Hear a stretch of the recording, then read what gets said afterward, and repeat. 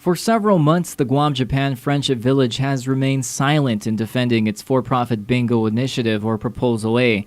Then on Monday, Clotilde Cruz, also known as Ann Cruz, emailed the village mayors as a chairperson and treasurer of the group and asked them if they could hold a town meeting on the Legalization of Bingo Act. As a result, the mayors decided to host a meeting at 6:30 this evening in the Jigo Gym to hear both sides of the initiative.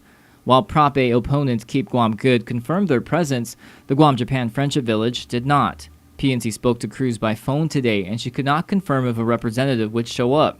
However, she did confirm their presence at the Chamber of Commerce meeting this Friday, and that one of their representatives is Takami Hisamoto.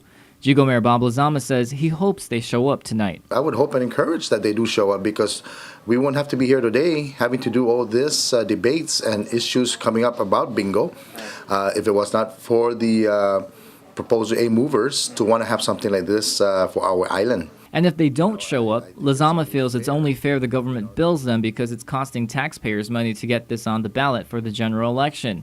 So is it too little too late for the group to make a case for themselves now? I think the people of Guam should have been given at least more time. We just can't accept something to come into our island, without understanding and studying it.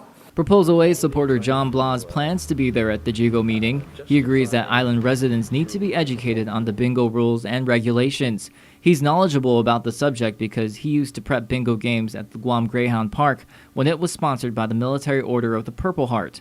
His name may seem familiar since his argument supporting the initiative was selected in the Prop A pamphlets printed by the Guam Election Commission. I am concerned, though, because there's a lack of education, a lot of understanding and misconception from the general public. Right. And they feel that because of the word in their proposal is that they will have monopoly or exclusive. But that only pertains to the rapid bingo machine. Blas describes himself as an avid bingo player and believes the initiative is good for Guam because it will provide a funding source for the government and will attract more tourists.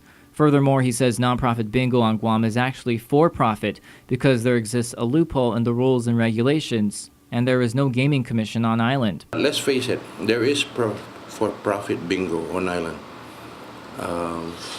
And this misconception that it's by non-profit organization is really a little bit misleading, because the principal owners of these various bingos that are making profit is really just using the license, the tax-exempt certificate status granted to non-profit organizations such as the Military Order of the Purple Heart.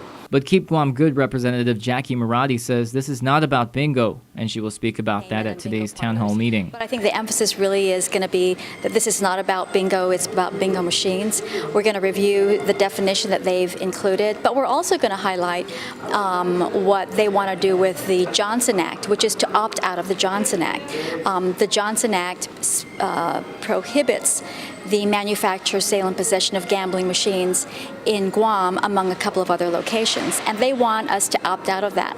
So if this really is about bingo, the simple, uncomplicated bingo that we know, then why would they want to allow the importation of gambling machines into Guam? Maradi hopes the proponents do show up because there are many lingering questions that voters need answered. People have been waiting for them. They've been intentional no-shows at least 3 events. So too little, too late. I'll let the voters be the judge of that. For us, we've been making the rounds. We've been talking as much as we can talk about the initiative, and we want to make sure that come the day after Election Day, there are no regrets on our part that we didn't do enough.